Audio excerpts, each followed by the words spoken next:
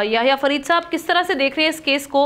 इसके फैसले को कैसे देख रहे हैं, और इसके अगर हम लीगल पहलू पर बात करें तो ये केस की जो नौयत को देखते हुए ये कितना स्ट्रॉन्ग समझते हैं आप? अगर इसको चैलेंज किया जाता है तो किस हद तक रिलीफ की उम्मीद है? क्योंकि बानी पीटीआई की जो हमशीरा हैं उनकी जानिब से कल ये बयान दिया गया था कि हम दुआ कर रहे हैं कि जल्द अज जल्द केस का फैसला आ जाए, सज़ा सुना दी जाए ताकि हम इसको फौरी तौर पर चैलेंज करें। तो क्यों उनकी इतनी उम्मीद जुड़ी हुई है? इस बयान से लग रहा है कि उनकी इस्लामाबाद हाई कोर्ट से चैलेंज जब किया जाएगा तो उनको कुछ रिलीफ की उम्मीद है। देखिए, इमरान खान के खिलाफ जितने भी केसेस थे, वो इद्दत का मामला हो, साइफर का मामला हो, वो तोशाखाना के मामला हो,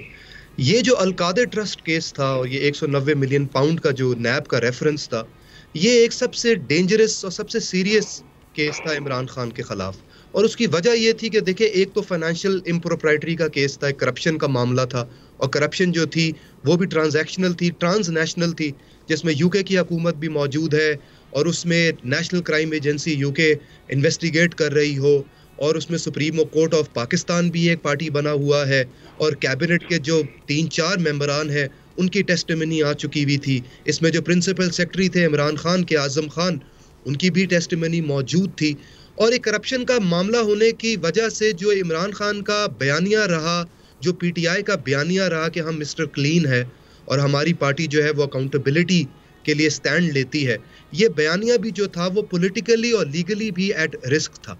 अब जहां तक इस केस की बात आती है तो इस केस में एक ऑफेंस नहीं हुआ, बल्कि इसके अंदर मल्टीपल ऑफेंसेस हमें 2018 से नजर आते हैं, जब पहली बार नेशनल क्राइम एजेंसी ने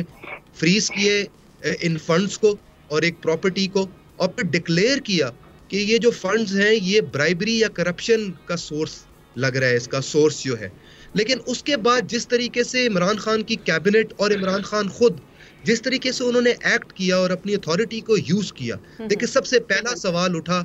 जब शहजाद अकबर साहब कैबिनेट की अप्रूवल लिए बगैर यूके चले जाते हैं और यूके जाकर नेशनल क्राइम एजेंसी के साथ 2 पार्टीज के सेटलमेंट के अंदर एक थर्ड पार्टी बन जाते हैं एज गवर्नमेंट ऑफ पाकिस्तान। उसके बाद वो एक कॉन्फिडेंशियल डीड जो है वो पाकिस्तान लेकर आते हैं, कैबिनेट के सामने रखते हैं, और कैबिनेट को ये खास डायरेक्शन दी जाती है from the prime minister of Pakistan कि आप इस कॉन्फिडेंशियल डीड को डिस्कस नहीं कर सकते, देख नहीं सकते, खोल नहीं सकते, इसको बात नहीं कर सकते, क्योंकि हमारी ये कॉन्फिडेंशियलिटी एग्रीमेंट है। तो एक तरीके से इमरान खान साहब ने being the prime minister of Pakistan और कैबिनेट के हेड, उन्होंने अपनी ही कैबिनेट को आइसोलेट रखा, अपनी कैबिनेट से दूर रखा है सारे मामले को, और लगा ये जैसे कैबिनेट को अंडर ड्यूरेस या गन पॉइंट पे जिस तरीके से उनसे अप्रूवल ले ली हो। ये जो मैंने फैक्ट्स आपको बयान किए, ये पहला ऑफेंस एस्टैब्लिश करने की तरफ है, वो है मिसयूज ऑफ अथॉरिटी, कि द प्राइम मिनिस्टर ने कैबिनेट को लूप में नहीं रखा और कैबिनेट को दूर रख के, आइसोलेट करके, उनसे अंडर ड्यूरेस ये एग्रीमेंट जो है वो साइन करवाया, जबकि उनका ये एक रोल बनता था कि वो कैबिनेट से अप्रूवल लेते, वो कैबिनेट के सामने सारे मामले को रखते, लेकिन कैबिनेट से छुपाया गया जिस तरीके से। उसके बाद देखिए मिस अप्रोप्रिएशन ऑफ फंड्स। अब देखिए ये जो पैसे थे ये तो एनसीए डिक्लेयर कर चुका था कि ये हुकूमत पाकिस्तान के पैसे, उन पैसों को किस वजह से मलिक रियाज की लायबिलिटी में एडजस्ट किया गया? क्या कोई इसके ऊपर कैबिनेट से अप्रूवल है? क्या कोई डिस्कशन हुई? क्या पाकिस्तानी अदारे जैसे कि एफआईए है, नैब है और बाकी दीगर अदारे हैं, क्या उनसे कोई ओपिनियन आया? तो ये एक फैसला जो है ये तो यकतरफा एक प्राइम मिनिस्टर का अपना फैसला लग रहा है कि ये इन पैसों को सुप्रीम कोर्ट के फंड के अंदर डाल दिया जाए। क्या सुप्रीम कोर्ट से कंसेंट इस पे लिया गया है, नहीं लिया गया? तो देखिए ये दोनों जो सवाल थे, ये दोनों एक बड़े स्ट्रॉन्ग ऑफेंसेस क्रिएट कर रहे थे। अब तीसरी बात आ जाती है करप्शन की कि मॉनेटरी गेन जो है वो किस तरीके से लिया गया। उसमें फिर ये अलकादे ट्रस्ट को जिस तरीके से बनाया गया, एक जमीन जो ट्रांसफर की गई, जमीन उस वक्त पे मौजूद भी नहीं थी जब ये ट्रांसफर कर दी गई। तो ये सारे के सारे सवाल जो थे, और फिर जहां तक ट्रायल की बात आती है, ट्रायल में 35 विटनेसेस की टेस्टिमनी है, डॉक्यूमेंट्री एविडेंस जो है वो वॉल्यूम्स पे जाता है। तो देखिए मैं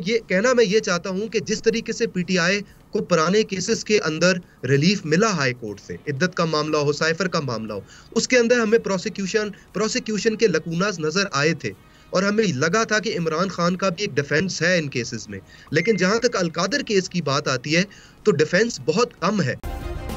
सब्सक्राइब करें और बेल दबाएं ताकि कोई खबर रह न जाए।